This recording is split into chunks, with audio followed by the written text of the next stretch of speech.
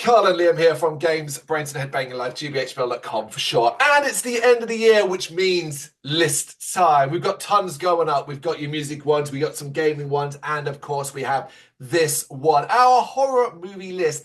10 horror movies that we've seen released this year that we think are deserving of your attention. 5 chosen by me, 5 chosen by Liam. In the written article, we have put them in order, really based off scores more than anything else. So what's number 1 there? Go check that out in the written article. In this one, I think we'll just do a back and forth, so to speak. We ain't necessarily got to do a countdown. All 10 are worthy of watching. It's as simple as that. We've said they're the 10 best of the year for a reason. If you made it into this, considering how many horror movies are reviewed this year and from this year specifically, you must be a damn fine horror movie. So it's all worth watching. So we're going to talk you through each one, give you a little overview of what the film is and why we think it's deserving of this spot. So I'm going to get us started. I'm going to get started with my first one. And it's a micro-budget horror called Stupid Games. It comes from directors Nicholas Wendell and Danny Abram. And the story also comes from Tanner Adams. And in it, it's a simple premise. One that isn't actually that exciting off the cuff. Group of boys want to get laid and go hang out with a group of girls at a house. And there they end up playing a board game, a board game called Quest for Truth, that turns to have sinister implications. And as the story transpires, it starts to be aware that the women knew what they were doing when they started this game. It doesn't sound that interesting. It sounds a little ho-hum, and certainly from a supernatural perspective, you kind of think, oh, it's going to do expected scares. What it does is it creates an incredibly tense experience. One of the things I loved about this film was how much time it took to get to the actual, sort of scary stuff. It takes its time building up these characters, having them sit, having dinner, getting to know each other. All these elements that mean when stuff starts to go wrong, it freaking mattered.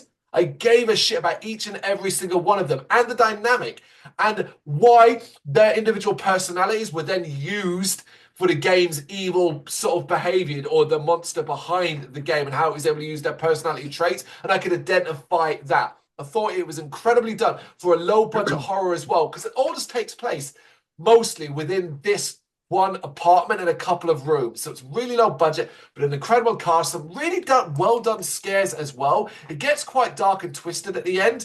I think this is one of those really special movies that is hidden away. It's buried away on your primes and there and whatever. But if you've seen it, you go, oh man, this is worth watching. That's Stupid Games. I'm a fan. Yeah, I mean, that's high praise, and obviously it was made the list. Then it must be pretty good. Yeah, awesome. Okay, well, for me, I haven't actually watched too many movies that are released in 2024, so I had to be quite, I think I watched about 7 or 8, so I had to kind of pull from those 7 or 8 movies, so it wasn't like I had a plethora of 20 movies to pull from. So I had to kind of narrow it down based on that. So the first one I've got here is Speak No Evil, which came out this year, which, firstly, I've never seen the original film, so my opinion is based solely on someone who has only seen this remake. And I don't know if you saw the trailer for this movie when it first came out, but basically, it's the worst trailer I've ever seen, because it literally shows the entire movie from start to finish, which is shocking. Maybe they thought people would already know where it was going because of the original, but that's kind of a weird way to sell and market your movie for new audiences that haven't seen the foreign film, for example. So I thought that was very strange, and I know that put a lot of people off immediately because you just see the entire thing basically. But this positive review I'm going to give it is pretty much solely based on the fact that I'm a huge James McAvoy fan as an actor. I thought he was incredible in Split. I don't think he gets still enough credit for how good he was in that movie. And he managed to take up the role of Charles Xavier, and nobody complained. And that's pretty rare for someone to take up the role of what someone would consider an iconic actor and role, from Patrick Stewart. No one complained. No one was like, "Oh, how dare you stand where he stood," type of thing. And that's really rare, actually, if you think about it. So that says a lot as well. But anyway, he's just so damn good in this film. I think it's really worth checking out for his performance alone, because he's super intense throughout it, but he's just subtle enough that you can understand why the family that are coming to stay with them at the farm and stuff like that, why they might stick around and stuff, because it'd be really easy for someone in his position in this role to be just so intense that you're just like clearly a crazy nutcase kind of thing. Whereas like you have no subtlety and like why would the family go for it kind of thing. They in real life like they would just like leave kind of thing, obviously. But I think he plays it subtle enough that like it's understandable at certain times why they are a little bit like unsure. But yeah, anyway, even knowing exactly what's going to happen because of the trailer and people talking about the original and whatever, I found the film still really quite gripping throughout. And although I did not like the ending, I will say, because I thought it was quite underwhelming, even though I am aware of the original ending, which is a much more bleak approach. This is just quite underwhelming and kind of lacks consequence for everything that happens throughout the film. But yeah, on the whole, I thought it was a really solid movie. What this is a fascinating one because I can actually offer insight here, but from the opposite side, folks, as this year I watched the original, not this remake, and I have absolutely no interest in this remake outside of a James McAvoy performance. I also second everything you said there. Aside from Split, I think he lifts a bad movie, and that's about it. But I second the Charles Xavier things. When I think of Charles Xavier, I don't just think of Patrick Stewart anymore. I think of those two at equal levels. McAvoy's also done some other incredible movies too as well. So this is an instant draw to me. However, I believe I'm one of the rare people who didn't actually like the original movie, in the sense that I completely got how it's a tense, uncomfortable experience, but as it goes on my sense of disbelief got stretched to such a point I thought it entered stupid stages. I read your review of Speaking of Evil remake, and when I got to the point where you kind of suggested the ending was different, I was shocked, and I almost made me laugh. I was like, bloody goddamn American audiences can't handle the depressing ending of the Danish Dutch one, because the Danish Dutch one is very depressing and frustrating as well. But the idea that there's a bit more of a, want to say, happy ending in a remake is laughable to me, to say the least. I mean, it immediately screamed out The Descent to me straight away. It feels very similar to that. Oh, it's not like it's in the sense that like, the movie takes, in my opinion, quite a like realistic approach to like a lot of the violence and action that happens in Yeah, it. It's not like over the top. It kind of does feel like two people are kind of like fighting in certain scenarios. Like James McAvoy is not like superhuman kind of thing. He is of a course he's man. a man. Yeah. The way it ends, it kind of has a feeling of realism to it, like, okay, that is how you could kill somebody or put a stop to somebody, kind of thing. But it just feels kind of underwhelming. But I guess it kind of makes sense in how the movie plays out. But it's just like it needed something kind of grander. It's all kind of on this one location, and yeah, just it's a bit lacking. Fair enough. Okay, moving on. My next entry is it's a sequel. It's a third in an entry. It is Horror in the High Desert 3 Firewatch. Now, let me explain, folks. Wow. Yeah, I know, right? I've enjoyed this series quite a lot up to this particular point. I am a huge fan personally of what they describe mockumentaries, because don't get confused between found footage and mockumentaries. They are similar vibe, and often utilize both elements. But mockumentaries have talking heads, are done like documentaries where people are discussing a case and using footage and stuff like that. I love those stuff. Some of the best horror films I've ever seen, Savage Land, things like that, are mockumentaries. These Horror in the High Deserts are mockumentaries. The very first one, and all very low budget, the very first one simply told a story about a hiker that went missing in the high desert of Nevada. And the story around that, his sister investigating, and so on. The second film built upon that, but focused on Minerva, a woman who had also gone missing in similar circumstances. The first one was enjoyable. The second one was baby steps forward, leaving me a little frustrated because I felt like the story should have progressed more. This third one said, yes, we're going to do that. And now we're going to step forward big time. And it also brought in a new character who was, what was different was, A, he was a brilliant actor, but he was on his own personal journey, as well as trying to find out the details behind what had been going on with the other two characters from the other two films. Everything comes together and it develops the story in such a significant way that if there's never another entry in this series, it's fine. It ended it enough that I was like, that's interesting and clever and unique, and I'm cool with all of this. I think there's room for more. I do think so. And Dutch Marich, the writer and director, I'm pretty sure we're going to get a fourth one, and we should.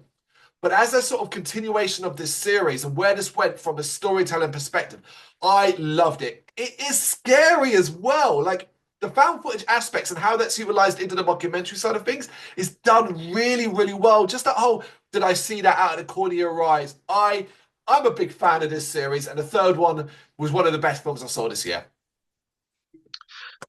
Yeah, I'm a big fan of mockumentary movies when they're done well as well, so that sounds cool. But I think you can see quite a contrast between your selections and mine in terms of Yes. mine being probably slightly more, well, definitely more mainstream than yours. But so that leads me right into my next one. Another mainstream horror movie that came out this year was the movie Longlegs. I don't know if you've seen it, Ooh. but basically, if you've seen Silence of the Lambs or Seven, it has a very similar feel to those types of movies, which I think places it in pretty good company. And while there are obviously a lot of similarities throughout, I still think Longlegs manages to deliver something that feels fresh and original. And it's mostly a sort of investigatory movie, so expect somewhat of a slow burn like those movies. And that may not be for everybody, but for me, I never felt like it dragged throughout. I thought we had a really solid atmosphere throughout that felt had a sort of like thick, sort of tense feel to it. There's like this unsettling low level vibe throughout that like just like there's something in the background. I think that's down to partly down to Nicolas Cage's performance as the character of Longlegs. You know, he wears quite thick makeup here, and it's quite extreme, but it does deliver a memorable appearance, and I think it hides him just enough that you can just kind of ignore that's Nicolas Cage a little bit. And it's what I really liked about his performance here is that like it's the kind of thing usually when people go into watch a movie with Nicolas Cage in it, they go into hoping to find something like maybe meme worthy or something like that funny. Yeah. But I really think he deprived people of that in this movie because he genuinely does deliver a really creepy performance. And I was really particularly impressed by the cinematography in the movie. It always gives a sense that the main character of Lee Harker, she's always like maybe something is watching her. It's just like shot over the shoulder quite a lot, quite cleverly and stuff like that. And it has this feeling that Longlegs' presence is just felt throughout the film, kind of thing, which I thought was really, really well done. And you don't really see much of him throughout, which again, obviously, like that's always a good thing. And yeah, I think it's a movie that got a lot of praise and did really well at the box office and is worthy of it in my opinion. It's an interesting one because you started us by saying mainstream. Now, what's interesting about Longlegs is it actually really isn't in a mainstream movie. What it did was capture the mainstream's imagination as much because of that. But it also had that thing where the mainstream audience, as far as I could tell, did go see it, spent their money, and that's how it did well. But mostly came away going, well, it was boring and dull and uninteresting because mainstream audiences, and I'm going to be really disparaging here, aren't here for this. They're not here Mm, for this. It's why Winnie the Pooh, Blood and Honey did really well, and Winnie the Pooh, Blood and Honey 2 hasn't done it. So, I mean, like, it's that kind of thing. They go, yeah. they spend their money because of the talk. It's, but they don't come away happy. And it's why you go to like Rotten Mm, Tomatoes and things like that. The scores aren't quite as high as you might think based off the supposed noise around them. I find Longlegs quite fascinating. I do quite find it fascinating. I think it's flawed, and I don't think it's necessarily as good as other people suggest it is. I think one of the things you highlight, and I think it's well worth remembering, because it's a comparison you don't see much. The original Nightmare on Elm Street only has about like 12 minutes of Freddy Krueger throughout the entire movie, but you feel like he's the star of the movie. His presence is there all the time. He controls and shapes the entire movie. That's what I get from the character Longlegs in this as well. Very, mm. very not there, but it feels like he is that overarching thing. And I think that's what I think you nailed it. I think a lot of people, particularly from a mainstream audience, went in going, Nicolas Cage doing wacky shit. Because at this stage of his career, it's what we know Nick Cage for. And we love him for it. But that's not what you get here. And I imagine that would have left a lot of people frustrated and upset. Yeah, I mean, you there's some good points there, and you are right actually about the whole mainstream thing. That is true. That the movie actually, the studio that made it and everything is actually more of like a sort of like cultish type horror movie that kind of captured the sort of mainstream attention and managed to do quite well at the box office. So yeah, It's Terrifier. It's basically Terrifier back in when Terrifier first sort of slid its way out. yeah, it's been a funny year for horror movies capturing mainstream audiences' attention. Indeed, sometimes not for the best, but there we go. Well, one I wish would capture the mainstream audience attention because I think it's got a mainstream audience story is People in the Walls, The People in the Walls, which comes from Gerald Crumb and Michael Crumb. This is probably the most fantastical horror I watched all year. One heavily based more in fantasy, telling a simple story about people in the walls, a trend, a TikTok viral trend that you knock on the wall and invite the people and stuff. That, of course, that shit's just nonsense, except it's not. Rather than it being like supernatural, though, this utilizes classic monster stuff. It's monsters and shot in such a way that it almost has a fairy tale feel to it, utilizing young adults and children as well in an almost elemental Home Alone style perspective where they have to fight off these monsters and deal with them. But impressively, it constantly takes massive steps and risks that would surprise people. I don't want to spoil anything here, but there's several times this movie I went, oh shit. Like, that's the reaction to what happened. Alongside that are some generally unnerving scares. Frustratingly, like, there's a cover out there of this film that kind of shows one of those scares. Now, I think in the movie it works and stuff like that, but it's also got a trailer that I think gives away too much. But that's just a modern horror movie issue outside of 28 years later, whoever created that seems to know how to do a fucking trailer. But majority of films just show too much, and this is another one. You can kind of see a lot of the scares in it, but contextually, it's a lot of fun. Why I ended up really enjoying this movie is because A, I didn't expect to be as freaked out as I was, but I really like the characters, and I really like the fact that I watch a lot of serious horror, and already the ones I've described, Stupid Games, Horror in a High Desert, 3, all have a kind of realistic approach. The People in the Walls doesn't. It's a fantasy horror movie, and that was just nice for me, so I really like this. No, that sounds cool, man.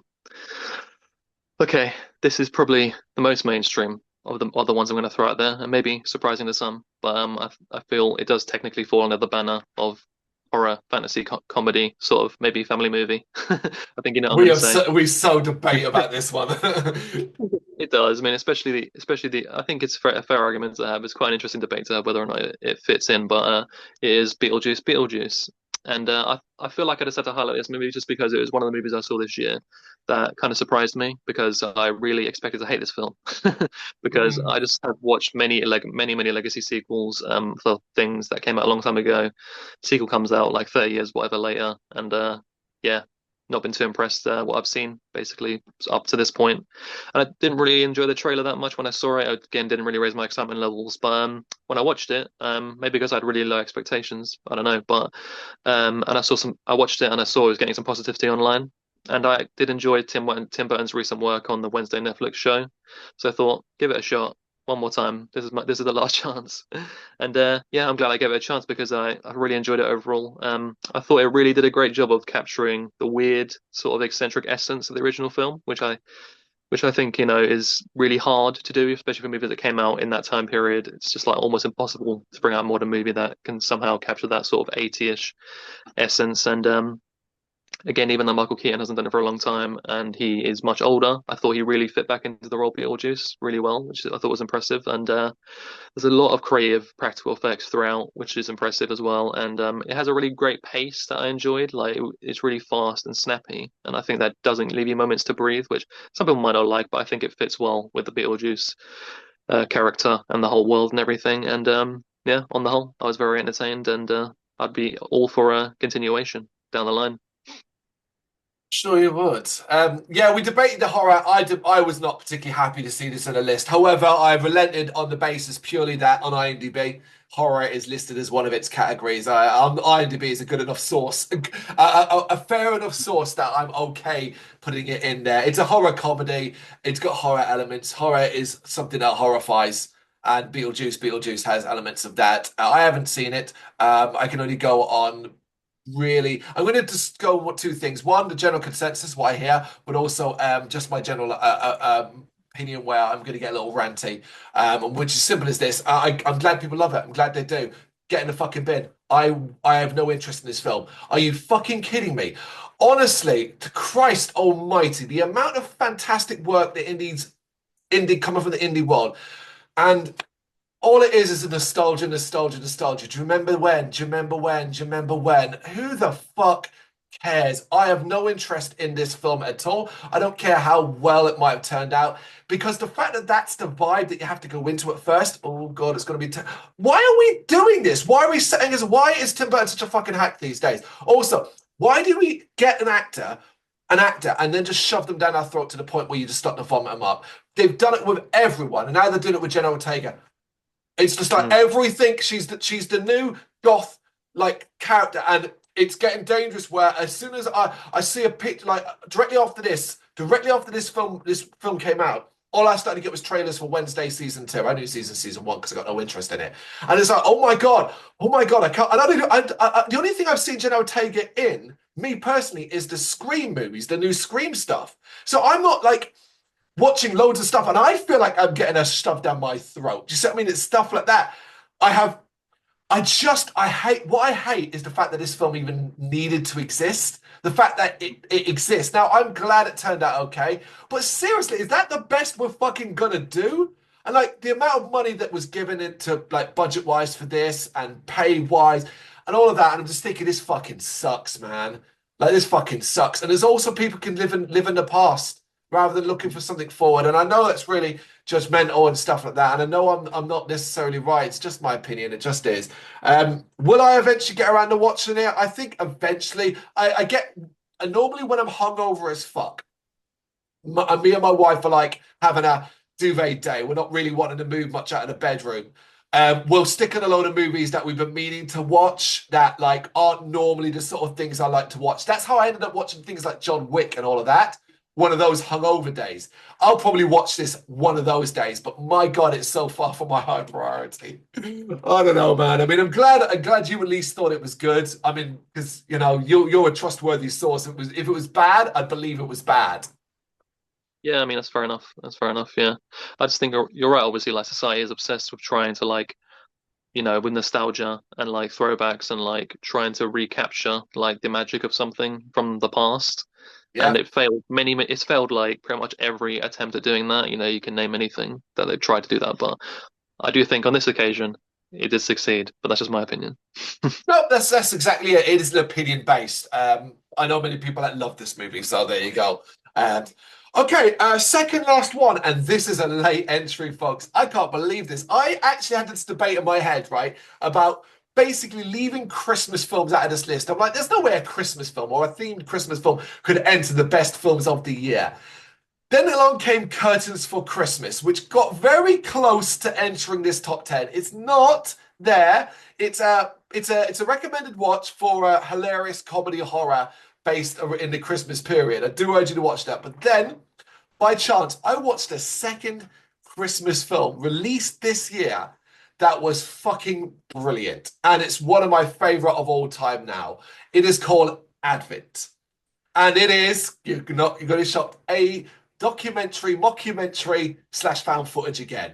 And it's very, very simple, low budget, a YouTuber, a struggling YouTuber as well, who just wants to be famous, basically does a show about debunking urban myths and things like that. And she wants, or proving they're not real and things like that. And she decides this year to do something around a Krampus calendar, which is a fabled German calendar where you open up doors per day and complete the wicked, sinister tasks that are on each side of the door. The story being that if you can, by the time you get to door 24, Krampus or Satan will take your soul. That's the kind of, and she's basically going to play along and prove that that's not the case. Of course, this is a horror movie, and that is very much going to be what happens. However, what makes this fucking work is how subtle everything is, and how it's slow descent, and how it reveals bit by bit by bit that maybe not everything we're seeing is real. Because the character, throughout it, we end up learning not just that she has her own mental health troubles, but her mother died and she's lived like, and her mother died and had suffered from schizophrenia. Her father's an alcoholic. There's all these things going against her and stuff like that. She's desperate to make it big in YouTube, but she's got so very little subscribers and things like that. And the stuff that the Krampus calendar asks you to do isn't extreme. What it is, it's stuff designed to weigh you down mentally. So, for example, one of the doors she opens tells her she must stay awake all night. The first night she does that, it's an adventure. It's fun staying up all night, right? You're going to watch some movies and things like that. Then that repeats itself, and suddenly she's exhausted and struggling. And this is what happens as it goes on. It's about breaking down her mental capacities. But amongst that, there are scares. Stuff that suggests supernatural aspects are going on, and holy fucking shit, 2 of them are stunning. One of them is so good that you will miss it. My wife practically fell out of the bed when she realized she clocked it. The other one is in your face, and it is I don't get scared anymore. This scare is so good. I felt the hairs go up the back of my neck. And I had to say to my wife, I was like, oh my God, that's creeped me out. If you know the film, it's the someone sleeping in my bed scare. That shit was so brilliant. I couldn't believe how good this was. I was silent. Like me and my wife talk a lot through movies. We talk a lot back and forth about shit that's on the screen. We were silent. Once this got going, we were just silent. Advent. Watch that. It's on Prime, free.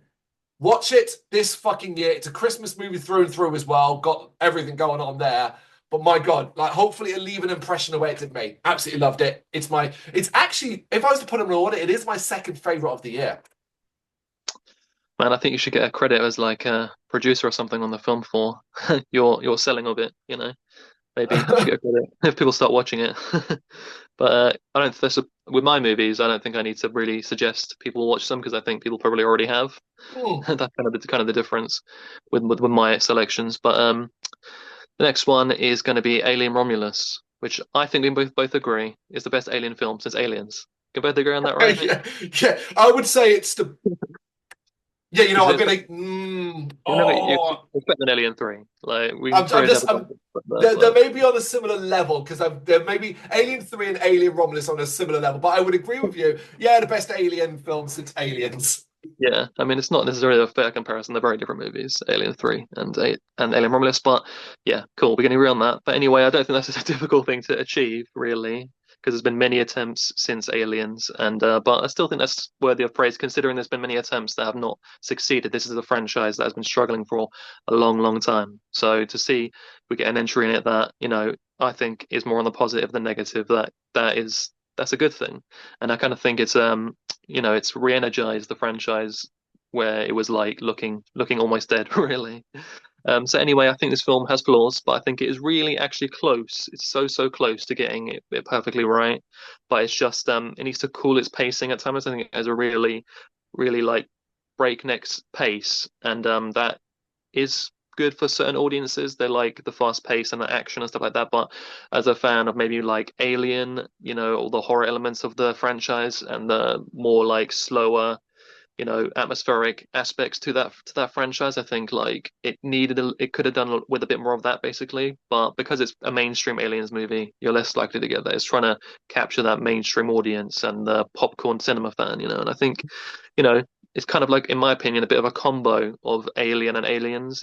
It has like moments where it's like a bit slower, but then the pacing is a bit much at times, yeah. And it's a shame that also the film, I think, stands to struggle. It struggles a little bit to stand on its own 2 feet, like you were talking about with Beetlejuice and stuff. It still it's just too focused on throwbacks and references at times, which is a shame because like I feel like it doesn't need it. I don't feel like it doesn't need to have all that to succeed because I think it's doing well enough by itself. But it is constantly making references and stuff like that, which I wasn't really a fan of. But on the whole, I really enjoyed the style and intensity that it did offer, and it doesn't really shy away from the gore and horror, which I think is good. Again, Aliens, the movies in recent years with like Prometheus and stuff like that, they kind of have like veered towards less of the horror elements. So to see it go back to that and also to succeed with that, and to do well at the box office is like a good thing as well to show that that's what people want from the Alien franchise. That's not, and that they will know that going forward, that's how it can be successful. It's not a bad thing. I thought the action, even though, like I said, it's fast paced, it is still enjoyably intense, and there are some moments of dread in there. And the closing chapter, is quite surprising. I thought it goes quite balls to the wall, and there's some like cool like creature effects and body horror type stuff. Like I said, I mean, it's quite an interesting year for horror to see these kind of Ooh. things in movies succeeding at least with mainstream audiences. It kind of like makes you wonder what the future of horror in mainstream cinema might be.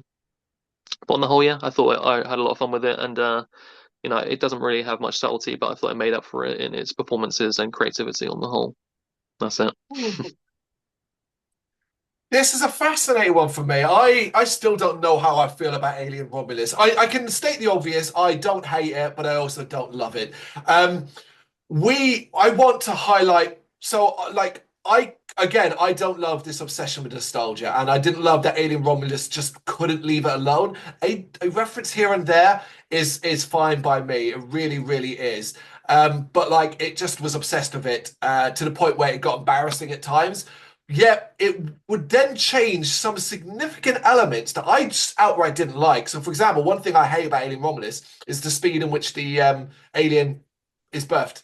Like, like what that is literally talk about a fast forward button. That's embarrassing. Like how like that, I don't know get that at all. Aside from like experimental aspects, it just feels like it's over the top. But ultimately, the biggest thing that you ever mentioned there, and it's got to be mentioned because even in the written review, it's glossed over. The fuck were they thinking with Ian Holm? What the Mm. fuck were they thinking? Because this is not only embarrassing, it's an insult, but you have him on screen so much and it looks so bad. Did nobody in post-production and editing go, perhaps we should cut away and just use his voice? But Mm. here's the maddest thing of all. This didn't need to exist. It's Rook, a different cat. I know it's supposed to be like Bishop and Android that looks the same, but it didn't have to be. It didn't have to be any of this. Why would you do that? Yeah, I mean, I didn't mention it in there just because of like trying to avoid spoilers when I did the review, but yeah, no, I can't defend the whole thing with the Rook slash Ash thing that they did with Ian Holm. Yeah, I was shocked at the time when I saw it. I saw the movie in the cinema, and it's one of those things where it's like it doesn't look good now, and it's going to just look worse and worse with time. So it like damages the movie, like its longevity in that way as well. Yeah. Yeah, it's disappointing, but yeah, it is it is very obsessed. It's a movie that is quite obsessed with like, yeah, it's like just so many different things, like you said, references and stuff, which is disappointing. But anyway, But here's the thing is I did enjoy watching it, and there were moments where I really enjoyed it. I think there was some great originality in using face huggers in a unique environment that we've not seen inside the Alien franchise. There were two great sequences involving face huggers that actually, oh yeah, we really don't. Probably actually since Aliens, again referencing that, but like Aliens when Ripley and Newt are trapped with that face hugger, that's where the facehugger is given a threat again. This feels like that as well. Gone are the days where it's slow motion, Alien versus Predator, facehuggers leaping across the screen, all that nonsense and things like that. However, I enjoyed it all the way through the action and stuff like that. That's the Alien stuff. But I do think it gets a little Alien Resurrection-y as well. As it goes on. Don't always love that. It feels a little repetitive and stuff like that. But I do think a lot of it is forgivable purely because I think this franchise has been in a fucking sorry state for a long time. Now, people are doing revisionist history on this. I have now seen people not just saying Prometheus is a good film, which is hilarious in itself, but I've actually seen people saying Covenant is a good film, which is absolutely insane to me because that's the worst one of all of them. Like all of them. I watched Prometheus over Covenant, and that's like fucking like, and that's a struggle in itself. But that's what happens. Revisionist is happening when people are like, "Oh, isn't it good that what's it called a Romulus reference Prometheus?" I'm like, "No, it's not. No, it's not."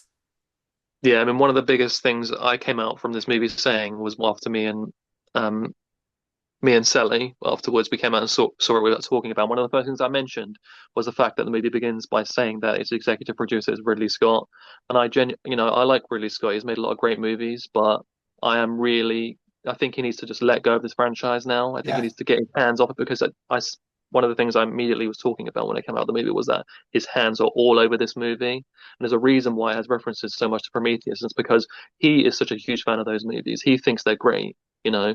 yeah, And that's the biggest problem with this movie, I think, is that it's like it feels like a bit of a stranglehold between him and like people trying to make like a new Alien movie. And he's like, no, no, no, you got to have all these references, you got to have all these tie-ins, and you got to mention Prometheus, yeah. and they're like, well, people didn't really like that movie, Ridley, and he's like, no, but it's so good, it's so like has such a great message, it's saying so many great like comments, so many things and stuff like that, yeah. And I think that's the biggest issue with this movie is if it goes forward, continuing with him like being so heavily involved, even though he's letting someone else direct it. Fede Alvarez, who did the Evil Dead remake, um, he did this movie, and Yeah. but it does feel like too much Ridley Scott in my opinion. Yeah. Nailed it, nailed it. Now I can't. That there should be the snip section of this. Absolutely, we are pro getting this franchise out of Ridley Scott's grasp and just letting other people work with it. Massive, massive fan of that. get it out of his hands. It's not the first creator that needs to just step away. I mean, George Lucas was another one that needed it. Like Star Wars needed to be pried from his hands to stop him fiddling with that shit. So I mean, like, forget where you can say, "I would think these things don't necessarily turn out better." It can't. Sometimes it can't get any worse, right? And Ridley Scott just needs to walk away. Go do Gladiator 3 or something, man. You know. Yeah, I think that's why it's glaring. It's like when you're watching this movie, you can pinpoint the things that he has personally been involved in happening.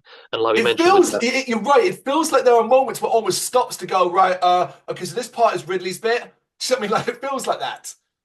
yeah. There we go. It's an interesting debate. Can't wait to see what comes next, and there will be more. So we'll see what happens next, right?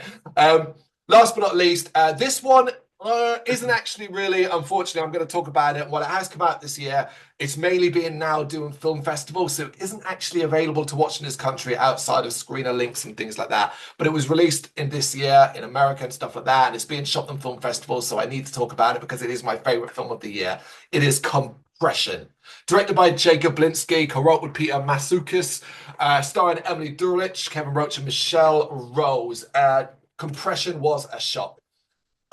It was sent to me by the director, Jacob Blinsky. Hey, you can check the film out, review it for your site. No worries. Absolutely happy to do that. Always enjoyable. Read the synopsis, psychological horror, an agoraphobic woman who's had some trauma in her past, unwilling to go outside. And basically ends up taking some mushrooms and has a pretty intense trip throughout the night. And is it all real? Is it psycho? Or is it all that? Yeah, basically that's the summation of the film. But my God, this is an absolute stunner. Now, I warn you, when you do eventually see this film, folks, patience is needed. This is all about slow burn. It's all about psychological horror. It's all about dark drama. It's about trauma and how that can manifest itself in such unique ways. And through that, we learn about this character and her relationship with her sister, including an event that occurred years before that scarred them both for life and how that has affected them to this point. Getting to the end and seeing the events play out and what actually happened, and then going back and what basically, I watched this movie twice in a row. That's how much of an impact it had. I finished it and went back and started it again to then watch and click all the things said at the start, that mattered more because I knew where it was going now. It was an emotionally heavy movie. It's very, very sad in places, but it's also very freeing and cathartic. But through that, it's how it's shot. There's this vibrancy of colors that's almost got this neon look to it.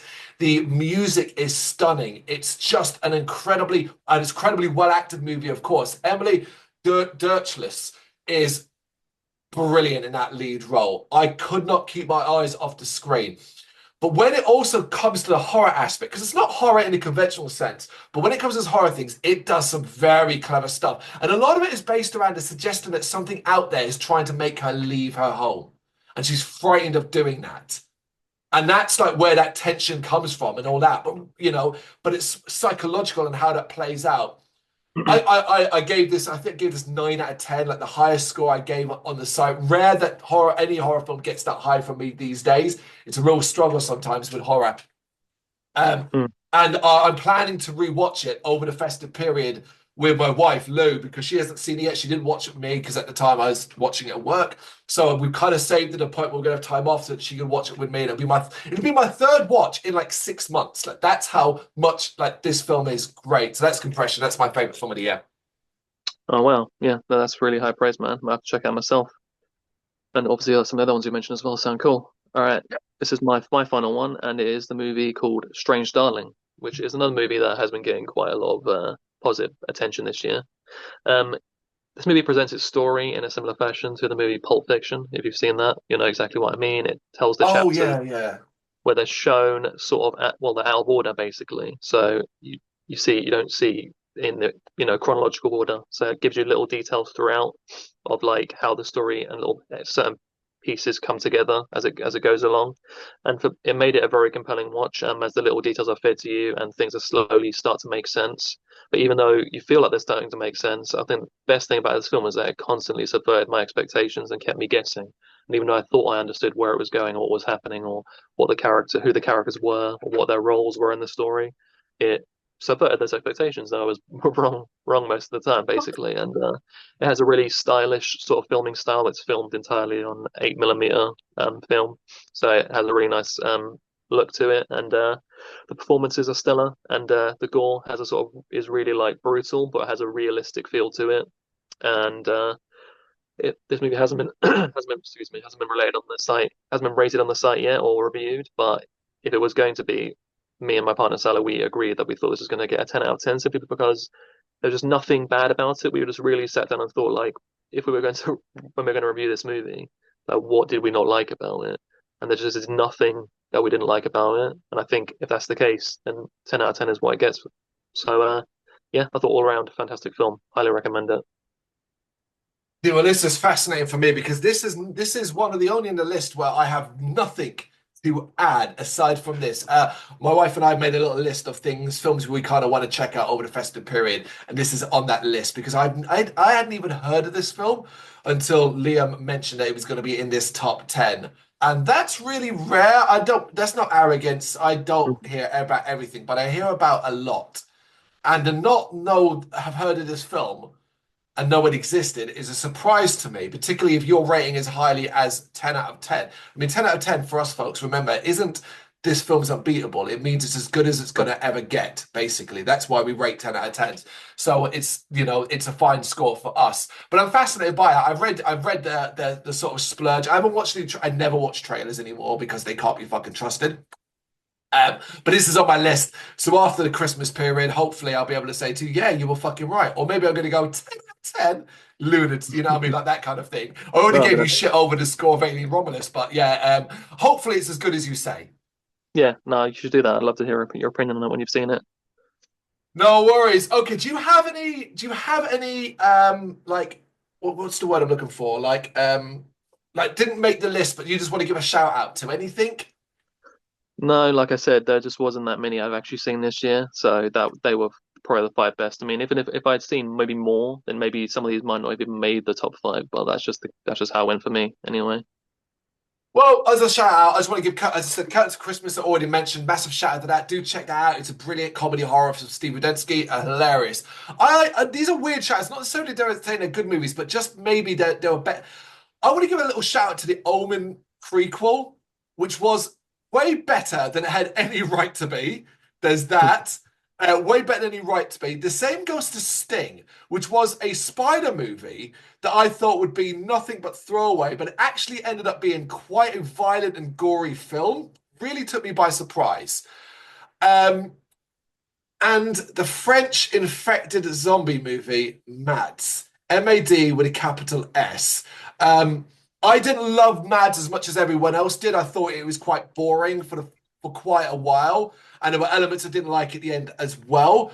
But like as a unique experience that makes you uncomfortable, Mads is probably worth checking out as well. But yeah, at 10, just to reiterate that we have Stupid Games, Speaking of Evil, Beetlejuice, Horror in the High Desert 3, Firewatch, Long Legs, The People in the Walls, Alien Romulus, Advent, Compression, and Strange Darling. There is our top 10 horror movies of 2024. You got any thoughts you want to share? Perhaps one that we've missed and you think we should check out? Please do let us know in the comments.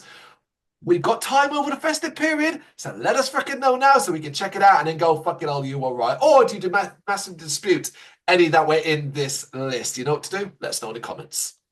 Thank you very much for watching. If you'd like to see more content like this, please consider hitting the subscribe button. It is gratefully appreciated. You can find us over at gbhbl.com, our full website where reviews, news and so much more goes up daily. We're also on all social media platforms, Facebook, Instagram, Twitter, Threads, at GBHBL. Just search for GBHBL and you will find us out there. We also have merchandise on sale. You can access the shop via the website.